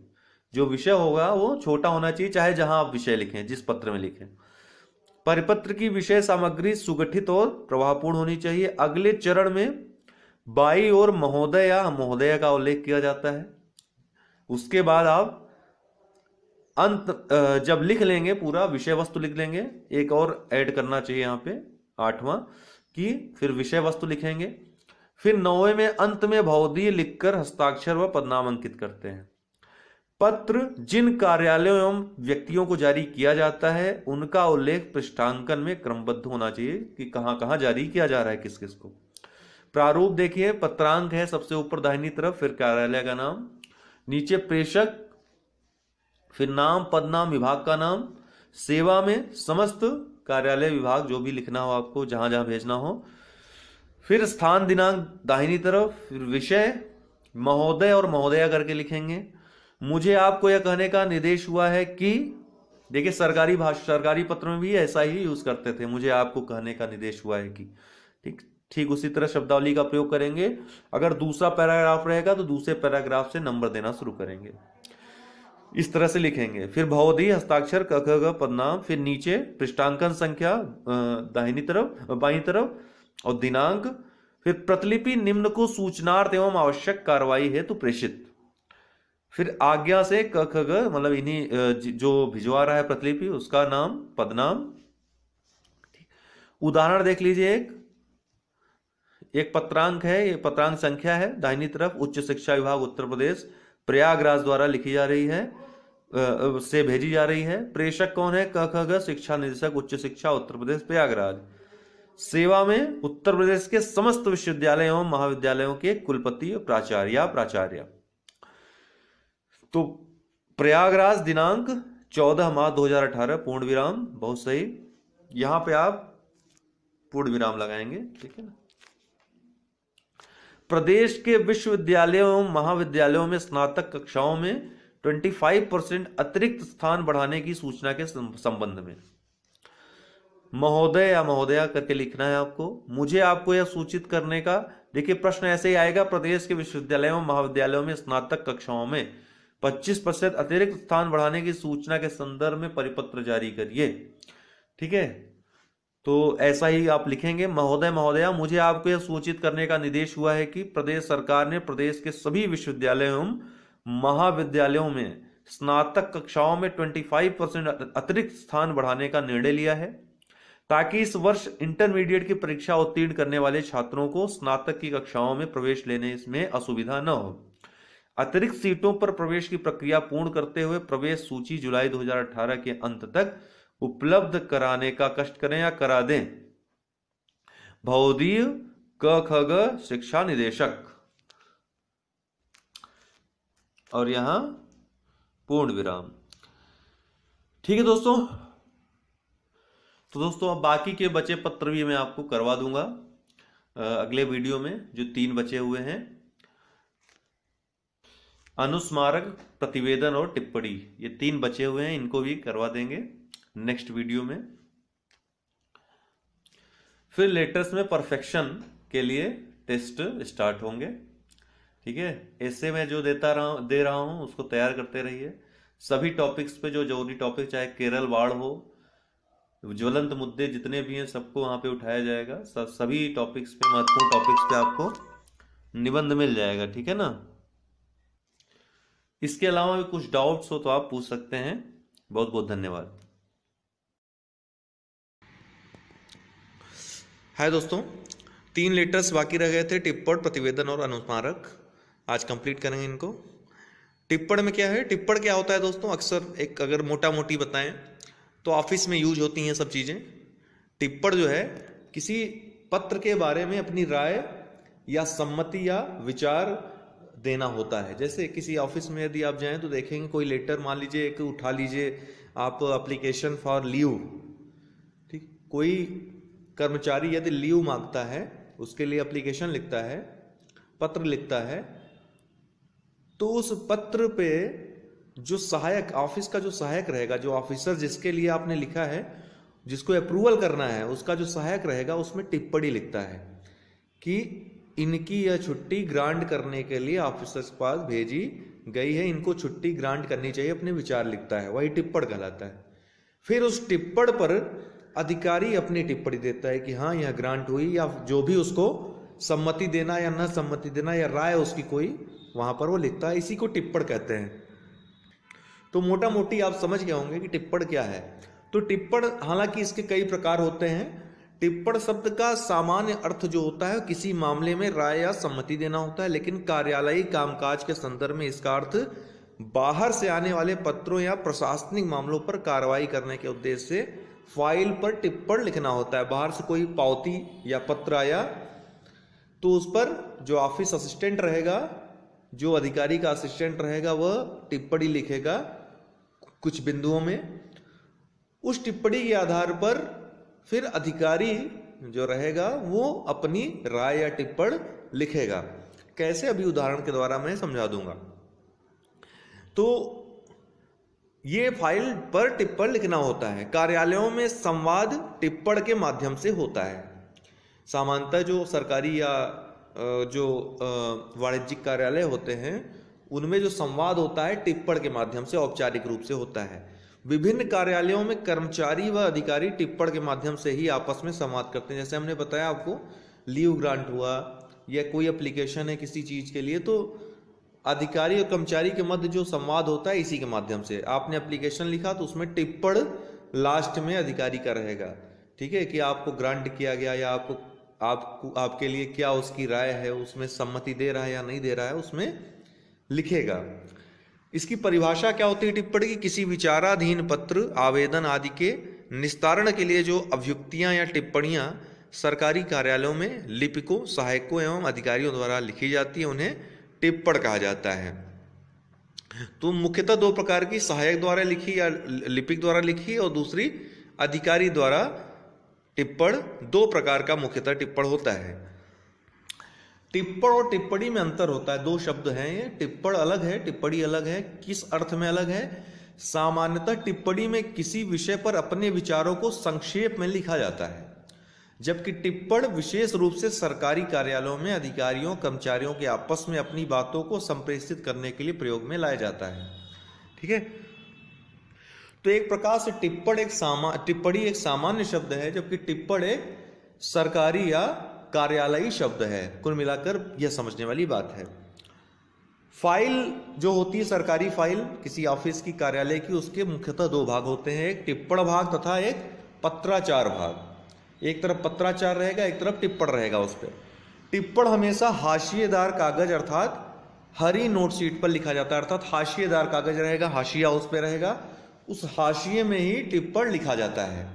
ठीक है, जैसे आपका हाशिएदार जो आप लिखते हैं एग्जाम्स में, हाशिया बना रहता है, उसमें व्यक्ति जो है, जो आपका कॉपी जांचने वाला होता है, एक प्रकार से वो टिप्पणी है, टिप्पण लिखता है, लेकिन वो टिप्पणी कहलाएगा। टिप्पण यदि ऑफिशियल वर्क में वो चीज यूज होती तो वो टिप्पण होता। टिप्पण भाग को फाइल के बाईं ओर नत्थी करके रखा जाता है। पत्राचार भाग में बाहर से आए पत्रों एवं उनके उत्तरों की कार्यालय प्रतियां रखी जाती हैं। टिप्पण भाग में सहायक और अधिकारी के बीच विचार विमर्श रखा होता है। टिप्पण भाग में जो सहायक होता है, उस जो आवती पत्र होता है, जो आया हुआ पत्र होता है, उस पर पहले सहायक कुछ टिप्पण लिखता है उस पर, और फिर उसके बाद अधिकारी उसी अनुसार टिप्पण करता है। तो एक प्रकार से अधिकारी और सहायक के बीच विचार विमर्श उसमें होता है और स्थितियों के अनुसार निर्णय लिए जाते हैं। टिप्पण लेखन की प्रमुख विशेषताएं लिख दीजिएगा, पूछेगा तो। टिप्पण का आकार छोटा होना चाहिए, संक्षिप्त होना चाहिए। टिप्पण लिखने के लिए मूल पत्र का प्रयोग न करके हमेशा रफ शीट का प्रयोग करना चाहिए। मूल पत्र पे नहीं लिखना चाहिए, हाशिए पे या फिर रफ शीट पे लिखना चाहिए। यथासंभव एक विषय पर एक ही टिप्पण लिखना चाहिए। टिप्पण की भाषा सरल एवं सुस्पष्ट होनी चाहिए, जिससे टिप्पण को समझने में कोई असुविधा न हो। टिप्पण लेखन प्रकरण के अनुकूल होना चाहिए, अर्थात जो जिस विषय पे है उसी अनुकूल होना चाहिए, तथा उसमें पत्रावली के निस्तारण है तो आवश्यक सभी बातों का स्पष्ट उल्लेख होना चाहिए। टिप्पण में यदि किसी पत्र का खंडन करना हो, यदि कोई पत्र आप मना कर रहे हैं, तो बहुत शिष्ट भाषा का प्रयोग उसमें करना चाहिए। किसी भी दशा में आक्षेप की ध्वनि नहीं निकलनी चाहिए। टिप्पण लेखन में यथासंभव तटस्थता का ध्यान रखना चाहिए, तटस्थता होनी चाहिए। ऐसा नहीं लगना चाहिए कि कुछ पक्षपातपूर्ण ढंग से कुछ टिप्पणी की गई है। टिप्पण में अव्युक्ति अनिवार्य होती है क्योंकि टिप्पणी लिखते समय अधिकारी अपना मत भी स्पष्ट करता है और आदेश निर्देश भी देता है। ये अव्युक्त क्या होता है दोस्तों, इसको इंग्लिश में रिमार्क बोलते हैं। किसी पत्र के संदर्भ में रिमार्क अवश्य लिखा जाता है। रिमार्क क्या क्या इसके बारे में छोटा सा रिमार्क अवश्य, मतलब अव्युक्ति अवश्य होती है, अनिवार्य होती है, क्योंकि टिप्पणी लिखते समय अधिकारी अपना मत भी स्पष्ट करता है कि क्यों इसने यह निर्णय लिया है या यह क्यों राय है उसकी, ठीक है, इसके लिए रिमार्क देता है वो। टिप्पणी लिखते समय यथावश्यक नियम, अधिनियम, अध्यादेश, पूर्ण निर्णय आदि को दृष्टांत के रूप में अंकित करना चाहिए। जैसे किसी के ट्रांसफर का लेटर है, उसको अस्वीकृत यदि किया जा रहा है तो क्यों अस्वीकृत किया जा रहा है, उसका यदि कोई नियम, अधिनियम, अध्यादेश या पूर्ण निर्णय है तो उसको वहां पर आपको बताना होगा। टिप्पणी लेखन के अंत में लिपिक को बाईं ओर तथा अधिकारी दाईं ओर हस्ताक्षर करता है। टिप्पणी लेखन के अंत में लिपिक बाईं ओर, अधिकारी दाईं ओर हस्ताक्षर करता है। कैसे, अभी लास्ट में हम बता देंगे। टिप्पणी लेखन के जो चरण होते हैं, कुल 5 चरण होते हैं टिप्पणी लेखन के।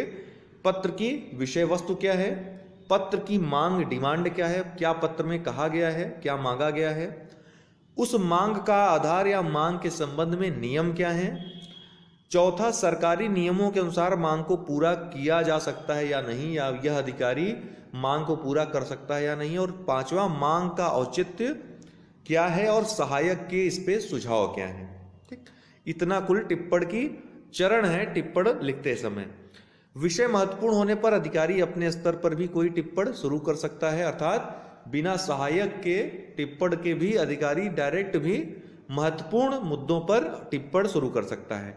टिप्पणी की, लेकिन सामान्यतः पहले सहायक करेगा टिप्पणी और बाद में अधिकारी। टिप्पणी की भाषा सरल एवं स्पष्ट होती है। अन्य पुरुष शैली का प्रयोग किया जाता है, तो औपचारिक शैली का प्रयोग किया जाता है इसमें। टिप्पणी लेखन के प्रकार भी होते हैं, कुल 2 प्रकार का होता है। नियमित टिप्पणी अर्थात संक्षिप्त सूक्ष्म टिप्पणी, छोटा टिप्पणी, और अन्य नियमित टिप्पणी। ठीक है, क्या होते हैं देख लीजिए। ये 2 स्तर पर लिखे जाते हैं, सहायक स्तर और अधिकारी स्तर पर। नियमित टिप्पणी क्या होता है दोस्तों, तो टिप्पणी जो है 2 प्रकार के मुख्यतः होते हैं। नियमित टिप्पणी अर्थात सूक्ष्म टिप्पणी और अन्य नियमित टिप्पणी। इसमें भी अंतरा विभागीय अर्थात एक विभाग के अंदर टिप्पणी और लेटर्स जो आते हैं उनमें टिप्पणी, और दूसरा अंतर विभागीय अर्थात विभिन्न विभागों के अंतर जो पत्राचार होते हैं उनमें टिप्पणी। ठीक, इसमें सहायक स्तर और अधिकारी स्तर 2 स्तर पर लिखे जाते हैं। नियमित टिप्पणी क्या होता है, सामायिक तथा रोजमर्रा के टिप्पणी को नियमित टिप्पणी कहते हैं। इसका जो प्रयोजन होता है, उद्देश्य होता है मामलों को निपटाना तथा ऊपर के अधिकारियों के लिए विचार विमर्श को सुविधाजनक बनाना होता है। सहायक महत्वपूर्ण बातों को उसमें इंगित कर देता है, जिससे जो अधिकारी होता है उसको निर्णय लेने में सहायता मिलती है। नियमित टिप्पणी के कुछ उदाहरण देखिए। अनुमोदन के लिए प्रस्तुत, जैसे इस ढंग के जो है शब्दों का प्रयोग किया जाता है। क्या, अनुमोदन के लिए प्रस्तुत है, आवश्यक कार्यवाही जो है कर दी गई है, प्रस्ताव स्वीकार किया जा सकता है। तो इस तरह के कुछ उदाहरण, इस तरह के कुछ शब्दों का प्रयोग किया जाता है। इनका प्रयोग अधिकारियों एवं सहायकों द्वारा किया जाता है। इनके प्रयोग से लंबी चर्चा से बचा जा सकता है और मामलों में जल्दी निर्णय लिया जा सकता है। अन्य नियमित टिप्पणी क्या होता है, यह 2 प्रकार का होता है। अंतरा विभागीय टिप्पणी और यदि विभाग के आंतरिक प्रयोग के लिए इस टिप्पणी का प्रयोग किया जाता है। यह टिप्पणी 2 स्तरों पर प्रयोग में लाया जाता है, सहायक स्तर पर और अधिकारी स्तर पर। अब आपको अच्छे से समझ में आ जाएगा टिप्पणी वास्तव में लिखना कैसे है। तो सहायक द्वारा टिप्पणी लेखन कैसे होता है, कोई पत्र आता है ऑफिस में तो सहायक सबसे पहले उसमें टिप्पणी लेखन करता है।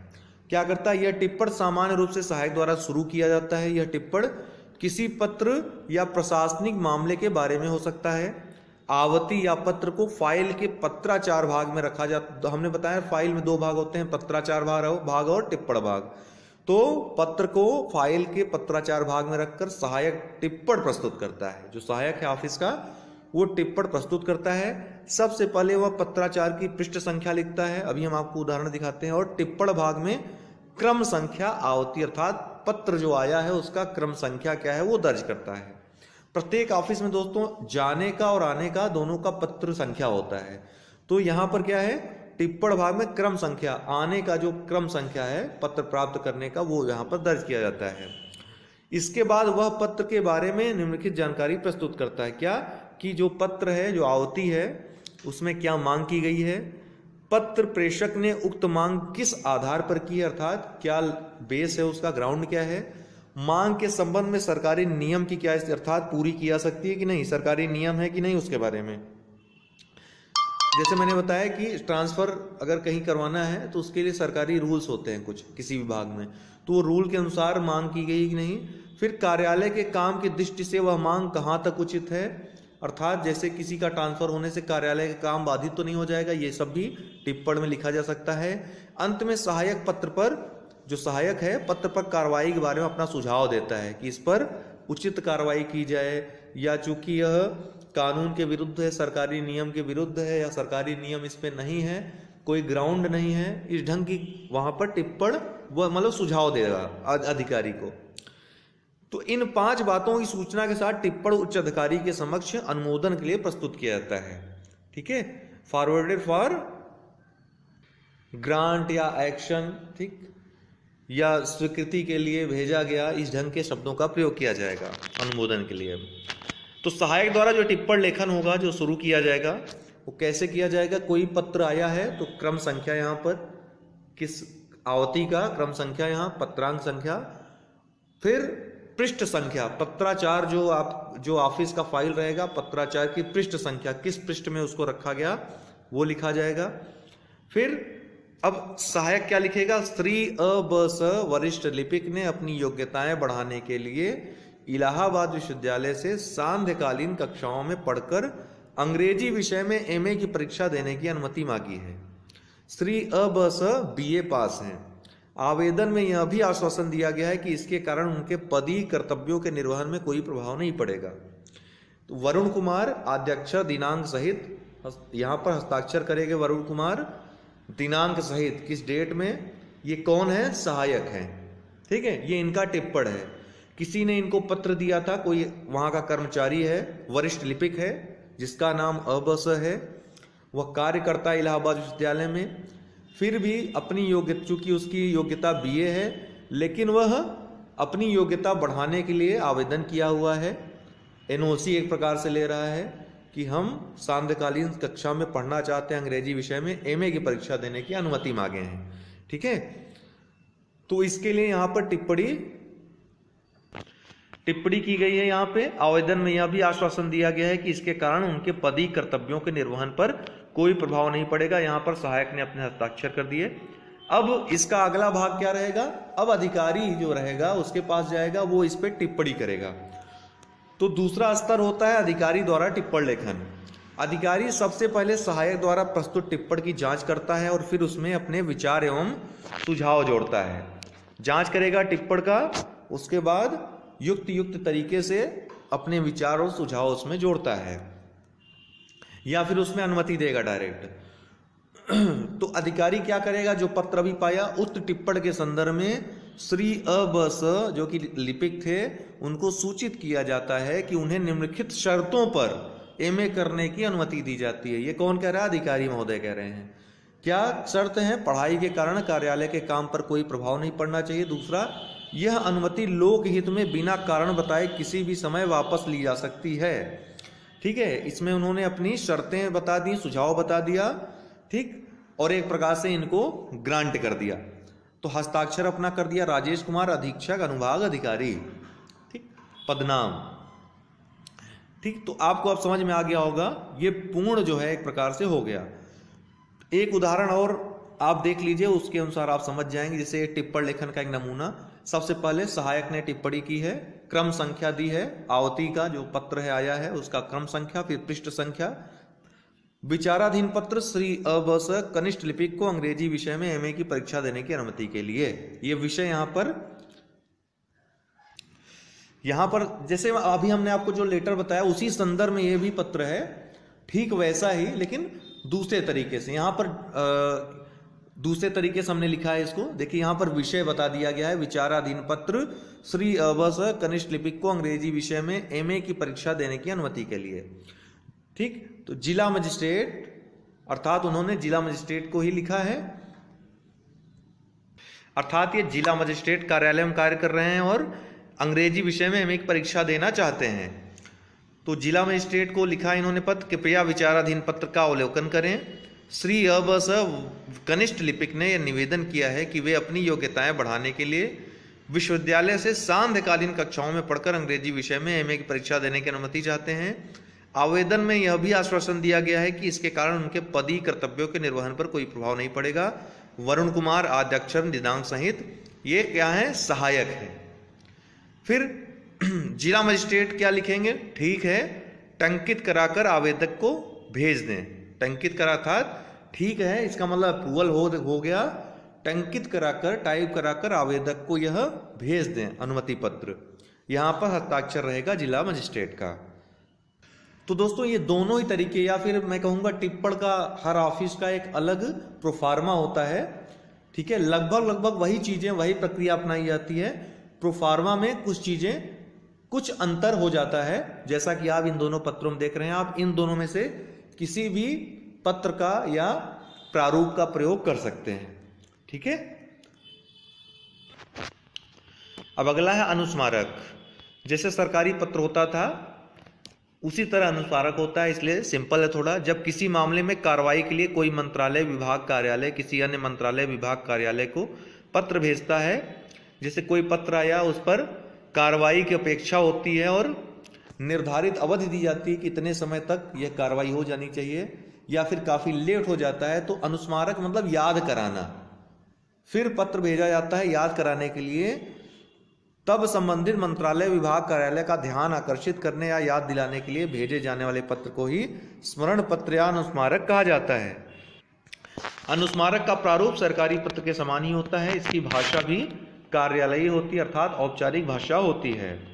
प्रारूप है इसका, पत्रांक थोड़ा सा दाहिने लिखिएगा, यहाँ पर मध्य में लिख गया है गलती से, इसको दाहिने लिखिएगा। प्रेषक, फिर सेवा में, जैसा कि सरकारी पत्र में होता था, स्थान व दिनांक यहाँ रहेगा, विषय रहेगा, फिर महोदय या महोदया करके लिखेंगे। कृपया इस कार्यालय के उपर्युक्त विषयक पत्र संख्या जरूर लिखेंगे। अनुस्मारक में चूंकि आप पत्र की याद दिला रहे हैं, तो पत्र संख्या, जो विषय, जिस विषय में यह अनुस्मारक लिखा जा रहा है जिस पत्र के, तो उस पत्र की संख्या लिखना नहीं भूलेंगे। कृपया इस कार्यालय के उपर्युक्त विषयक पत्र संख्या, अर्थात उपर्युक्त विषय में जो पत्र संख्या है और किस दिनांक को भेजी गई है उसका अवलोकन करें, जिसमें आपसे जिस चीज के संबंध में पूछा गया है में, ठीक। फिर विषय वस्तु, आवश्यक कार्रवाई का, अगर दूसरा पैराग्राफ कुछ लिखना है आपको याद दिलाने के लिए, या फिर कुछ भी लिखना है कि इतने समय तक देने का निर्देश हुआ है सरकारी तरफ से, कुछ भी हो वहां पर आप लिखिए। भौदीय, भौदीया, हस्ताक्षर, कखग, पदनाम, जैसा कि सरकारी पत्र में होता था, ठीक है। जैसे एक उदाहरण है, जैसे हमने बताया, ये तीर का निशान इसलिए लगा है कि दाहिने इसको रखिएगा। पत्रांक, ये पत्रांक है पूरा डेट के साथ। कहीं कहीं दोस्तों ऑफिस में पत्रांक डेट के साथ होता है, इसलिए डेट के साथ भी पत्रांक लिख सकते हैं। प्रेषक, सचिव, शिक्षा विभाग, उत्तर प्रदेश सरकार, लखनऊ। सेवा में शिक्षा निदेशक, उच्च शिक्षा, उत्तर प्रदेश, प्रयागराज। विषय क्या, अनुमोदित अध्यापकों के स्थायीकरण की सूचना रिपोर्ट भेजने के संबंध में। तो कृपया इस कार्यालय के उपर्युक्त विषयक पत्र संख्या किसका लिखेंगे, जो सरकारी पत्र जिसके संबंध में अनुस्मारक भेज रहे हैं, का अवलोकन करें, जिसमें आपसे अनुमोदित अध्यापकों के स्थायीकरण के संबंध में रिपोर्ट सूचना भेजने का अनुरोध किया गया था, लेकिन उक्त विवरण अभी तक इस कार्यालय का प्राप्त नहीं हुआ है। कृपया इस संबंध में कार्रवाई करके विवरण सूचना शीघ्र अधो हस्ताक्षरी को भिजवा दें। भौदीय, भौदीया जिसके द्वारा भेजा जा रहा है, शिक्षा सचिव, पदनाम लिख देंगे अपना, ठीक है, पूर्ण विराम। अब नेक्स्ट है अंतिम जो आपका महत्वपूर्ण पत्र है, प्रतिवेदन, रिपोर्ट। ये क्या होता है, विभिन्न विभाग, मंत्रालय, सरकारी कार्यालय किसी संबंधित विषय के संदर्भ में कोई समिति या कोई व्यक्ति उसको नियुक्त करते हैं और उससे रिपोर्ट मांगते हैं उससे संबंधित। तो एक क्रमिक रिपोर्ट होता है एक प्रकार से, ठीक है ना। कोई समिति है, अपना रिपोर्ट या प्रतिवेदन देती है किसी विशेष मामले में, आप अक्सर पढ़ते होंगे, फलाना समिति बनी कोयला घोटाले के मामले में, या घोटाला हो गया कोई, या कोई समस्या है उससे संबंधित कोई समिति बन गई, वो अपना प्रतिवेदन देती है। तो वही है, प्रतिवेदन का सामान्य अर्थ किसी प्रकरण, घटना या स्थिति विशेष की क्रमिक जानकारी या रिपोर्ट प्रस्तुत करना होता है। प्रतिवेदन प्रस्तुत करने का कार्य एक व्यक्ति या एकाधिक या एक से अधिक व्यक्तियों की बनी समिति को भी दिया जा सकता है। सरकारी, अर्ध सरकारी, गैर सरकारी कार्यालयों तथा संस्थाओं में छोटी बड़ी अनियमितताओं, विवादों, घोटालों आदि जांच तथा उनके प्रतिवेदन की आवश्यकता बनी रहती है। प्रतिवेदक व्यक्ति या समिति जो होता है संबंधित मामले की जांच पड़ताल के बाद प्राप्त जो निष्कर्ष हैं उनको प्रतिवेदन के रूप में प्रस्तुत करता है, पॉइंट बाय पॉइंट, और अपने सुझाव भी देता है। प्रतिवेदन तैयार करते समय प्रतिवेदक जनहित को ध्यान में रखता है। प्रतिवेदन की भाषा कार्यालयी हिंदी भाषा में होती है। हिंदी में आप प्रतिवेदन लिखेंगे तो हिंदी भाषा में होगी। प्रतिवेदन के प्रमुख तत्व क्या है? प्रमुख तत्व देख लीजिए। प्रतिवेदन के प्रमुख तत्व: घटना या स्थिति विशेष, यह प्रतिवेदन का मुख्य तत्व है। जब किसी विवादित प्रश्न, घटना, दुर्घटना, ज्वलंत समस्या आदि की जानकारी पर कार्रवाई की जानी होती है तभी प्रतिवेदन लिखा जाता है। कोई आवश्यक कार्रवाई या कोई योजना बनाई जाती है तो उसके पहले प्रतिवेदन मांगा जाता है उस संदर्भ में। प्रतिवेदक, थोड़ा सा ये धुंधला हो गया है दोस्तों, लेकिन हम बोल दे रहे हैं, आप लिख लीजिएगा। प्रतिवेदक या प्रतिवेदक समिति का गठन जो होता है ये एक महत्वपूर्ण चरण होता है। इसमें किसी घटना, एक सेकंड आपको बताता जाऊं, आप लिखते जाइए, थोड़ा सा कभी कभी हो जाता है, मिसप्रिंट हो जाता है फोटो खींचते समय। किसी घटना या स्थिति की संपूर्ण जानकारी के लिए किसी व्यक्ति को प्रतिवेदक नियुक्त करके या एक प्रतिवेदक समिति का गठन करके मामले की सच्चाई तक पहुंचने का प्रयास किया जाता है। या एक व्यक्ति को प्रतिवेदक नियुक्त किया जाता है या फिर एक समिति बनाई जाती है कई व्यक्तियों की, एक से अधिक व्यक्तियों की। तीसरा है सूक्ष्म निरीक्षण तथा पूर्ण जांच पड़ताल। प्रतिवेदन प्रस्तुत करने से पूर्व, अर्थात रिपोर्ट देने से पूर्व जो समिति होती है या जो व्यक्ति होता है, पूर्व तथ्यों की जांच पड़ताल की आवश्यकता उसको होती है। तथ्यों की जांच पड़ताल के द्वारा ही किसी समस्या के मूल तक पहुंचना तथा संबंधित समस्या की गुत्थियों को सुलझाना संभव होता है। इसके अलावा प्रमाण तथा तथ्य महत्वपूर्ण है। प्रतिवेदन की प्रामाणिकता दिए गए साक्ष्यों तथा तथ्यों पर निर्भर होती है। जैसे पश्चिमी घाट पर प्रतिवेदन रिपोर्ट आई तो उसके लिए बताया गया कि क्या कारण है, तो प्रमाण तथा तथ्य दिए गए उसके लिए, ठीक है। तो एक प्रकार से कोई भी रिपोर्ट होगी उसमें प्रमाण तथ्य की आवश्यकता होगी, तभी वो प्रामाणिकता उसकी साबित होगी। सुझाव तथा सिफारिशें, इसके माध्यम से ही प्रतिवेदक या समिति अपने विचारों को अभिव्यक्ति करता या करती है। सुझाव या सिफारिश देता है। सुझाव, इसको कोई समस्या है तो उसको, उसके लिए रिपोर्ट के बाद उसमें जो है एक पॉइंट में सुझाव देता है क्या करना चाहिए। निश्चित अवधि, एक निश्चित अवधि में ही प्रतिवेदन प्रस्तुत करना होता है, क्योंकि प्रतिवेदन का कोई भी विषय सामयिक महत्व का होता है अक्सर ऐसा, तो इसलिए एक निश्चित अवधि दी जाती है, कितने समय में ये प्रतिवेदन समिति को दे देना है। प्रतिवेदन की जो विशेषताएं होती है, प्रतिवेदन में प्रामाणिकता तथा तथ्यात्मकता होती है, अर्थात अपने किए गए जो कथन है उसमें रिपोर्ट में उनको प्रमाणों और तथ्यों द्वारा साबित किया जाता है। प्रतिवेदन किसी एक विषय या घटना पर पूरी तरह केंद्रित होती है। जिस विषय पर समिति बनी है उसी विषय पर केंद्रित होगी। प्रतिवेदन पूर्णतः निष्पक्ष एवं तटस्थ विवेचन पर आधारित होती है।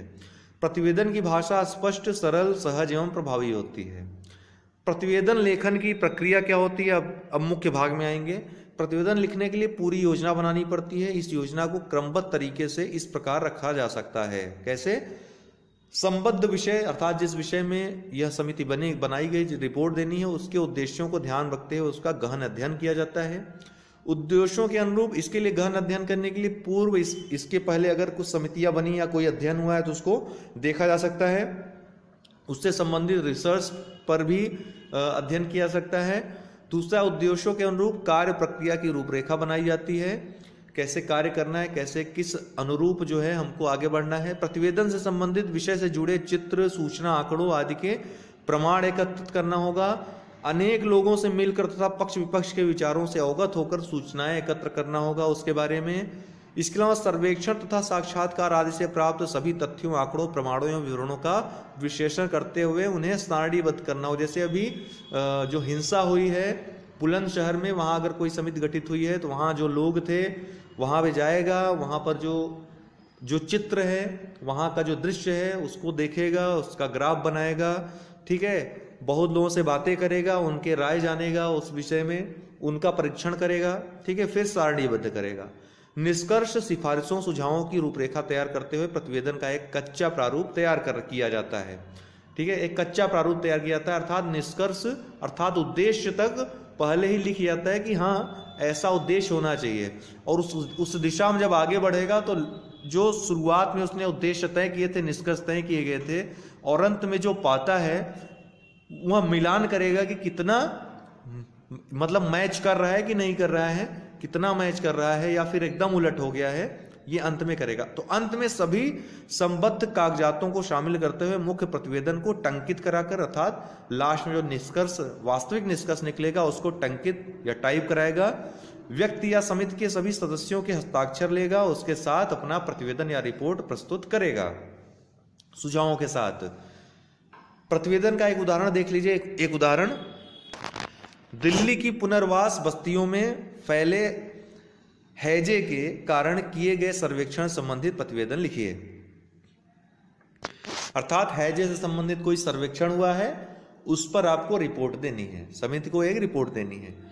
तो दिल्ली के उपराज्यपाल द्वारा दिनांक 21/6/2018 ये हैजे संबंधित सर्वेक्षण प्रतिवेदन इसका विषय होगा, लिखेंगे। फिर यहां से शुरू करेंगे। दिल्ली के उपराज्यपाल द्वारा दिनांक 21/6/2018 को पुनर्वास बस्तियों कॉलोनियों के सर्वेक्षण हेतु गठित 3 सदस्यों की समिति ने पुनर्वास बस्तियों कॉलोनियों में दौरा करने के बाद अनुभव, तथ्य तथा प्रमाणों के आधार पर जो निष्कर्ष निकाला है उसके आधार पर कहा जा सकता है कि इसी भाषा शैली का प्रयोग आप करेंगे। फिर पॉइंट वाइज अपने शब्दों में या अपने शब्दों में देंगे, लेकिन भाषा बहुत ही सरल और व्यवहारिक होनी चाहिए, समझ में आनी चाहिए कि आप क्या बोल रहे हैं, और क्रमबद्ध होना चाहिए, ऐसा नहीं कि कहीं का कहीं। इन बस्तियों कॉलोनियों में झुग्गी झोपड़ियां डालकर जमीन पर अनाधिकृत कब्जा कर लिया गया है, पहली बात। दूसरा, जितनी जनसंख्या के लिए ये बस्तियां कॉलोनियां तैयार की गई थी उनसे 66% अधिक जनसंख्या इसमें बस गई है। इन बस्तियों कॉलोनियों में विगत 5 वर्षों से सभी योजनाएं ठप हैं, रुकी हुई हैं, जिससे यहाँ गंदगी एवं बीमारी फैल रही है। इन बस्तियों कॉलोनियों में जल मल प्रवाहन की उचित व्यवस्था न होने तथा कूड़ा घर के अभाव के कारण गंदगी चारों ओर बिखरी हुई है। इन बस्तियों कॉलोनियों में सड़कें गलियां अधिकांशतः टूट चुकी हैं, जिससे जगह जगह गोबर एवं पानी भरा हुआ है। नियमित सफाई न होने के कारण सड़ांध भी फैल रही है। इन बस्तियों कॉलोनियों में बीमार तथा हैजाग्रस्त लोगों की चिकित्सा की कोई व्यवस्था नहीं है।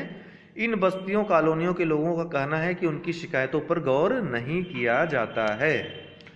कुल 7 पॉइंट लिखा इन्होंने। फिर समिति ने अपना सुझाव दिया। सुझाव क्या देंगे? समिति ने पुनर्वास बस्तियों कॉलोनियों में भ्रमण करके लोगों से बातचीत करके जो तथ्य व तर्क जुटाए हैं उनके आधार पर समिति यह अनुभव करती है कि इन बस्तियों को साफ सुथरा, व्यवस्थित एवं सुविधा संपन्न बनाए रखने का जो दायित्व नगर निगम या अन्य संबद्ध विभागों का है उसे पूरा किया जाना चाहिए। संबद्ध अधिकारियों को लगातार की गई शिकायतों, तथ्य व प्रमाण जिसके संदर्भ में संलग्न है कि शिकायत की जा चुकी है पर कोई ध्यान नहीं दिया गया। अधिकारियों की कर्तव्योपेक्षा के कारणों की अलग से जांच अवश्य की जाए। पुनर्वास बस्तियों कॉलोनियों में स्टाफ सफाई के लिए तत्काल निर्देश दिए जाएं। पुनर्वास बस्तियों कॉलोनियों में अनधिकृत निर्माण तथा पशुपालन करने वालों के विरुद्ध सख्त कार्रवाई की जाए। देखिए, जो आप रिपोर्ट देंगे उसी के आधार पर आप सुझाव भी पॉइंट बाय पॉइंट बता देंगे तो ज्यादा अच्छा रहेगा, सरल हो जाएगा आपके लिए। समय समय पर कीटनाशक दवाओं का छिड़काव किया जाए। तत्काल चिकित्सा संबंधी सरकारी सहायता उपलब्ध कराई जाए। समिति का निर्णय या अभिमत मत भी प्रस्तुत करेगा या निर्णय भी इस पे अपने अनुसार देगा। क्या समिति का मानना है कि यह विकट स्थिति सरकारी अधिकारियों तथा स्थानीय लोगों की लापरवाही से ही निर्मित हुई है, अतः संबद्ध अधिकारियों के विरुद्ध सख्त कार्रवाई की जाए तथा स्थानीय लोगों से स्वच्छता एवं सुचारू व्यवस्था संबंधी नियमों का सख्ती से पालन कराया जाए। प्रभावित क्षेत्र में हैजे से बचाव संबंधी उपायों का प्रचार प्रसार किया जाए, इससे हैजे की खतरनाक बीमारी को रोकने में सहायता मिलेगी। इसके साथ संलग्नक लगाया गया है सभी तथ्यों तथा प्रमाणों की प्रतियां, ठीक है। दूसरा है साक्षी जो रहे, साक्षियों के पत्रादि प्रमाण के रूप में, जो पत्र लिखे गए हैं वो प्रमाण के रूप में। हस्ताक्षर जो सदस्य रहेंगे और अध्यक्ष, जो समिति के मान लीजिए 3 सदस्यों की समिति है तो एक अध्यक्ष रहेगा उसमें, उसका हस्ताक्षर, ठीक, बाकी 2 सदस्यों का हस्ताक्षर। तो ये रहा आपका प्रतिवेदन। तो पत्र समाप्त हुआ आपका। खूब प्रैक्टिस कीजिए जिससे आपको सब रट जाए। सब ऑथेंटिक है, आधिकारिक है, कहीं भी कोई मीन मेख नहीं है। ये सभी पत्र यूज किए जाते हैं ऑफिस में। आप कहेंगे तो हम कुछ दिन बाद व्यवस्था करके आपको ऑफिशियल लेटर्स देंगे जो आप वास्तव में ऑफिस में यूज किए जाते हैं, जिससे आपको कन्फर्म हो जाएगा। इसलिए कई किताबों में गलत गलत दिया है, आप उनके चक्कर में परेशान मत होइए, ठीक है। तो ग्रुप में ये हम PDF दे दे रहे हैं। अभी आपका बस कंप्यूटर बचा हुआ है, आई थिंक, हाँ कंप्यूटर बचा है, बाकी सब हो गया है। बाकी ऑब्जेक्टिव वाले पत्र में जो ऑब्जेक्टिव वाला जो पेपर है आपका, उसमें विलोम हो चुका है। बाकी के 4 जो है हम आपको प्रोवाइड करा देंगे। उनके जो संबंधित मैटर हैं वो हर जगह उपलब्ध हैं। फिर भी मैं अपनी तरफ से चूंकि जिम्मेदारी लिया हूँ तो आप सबको कल परसों में वो भी उपलब्ध करा दूंगा। आप लोग चाहेंगे तो पढ़ लेंगे उससे। बाकी बुक तो आपके पास होगी ही। ऑब्जेक्टिव के लिए अच्छी तैयारी कीजिए, GS बढ़िया से पढ़ते रहिए। ऑल द बेस्ट, बहुत बहुत धन्यवाद।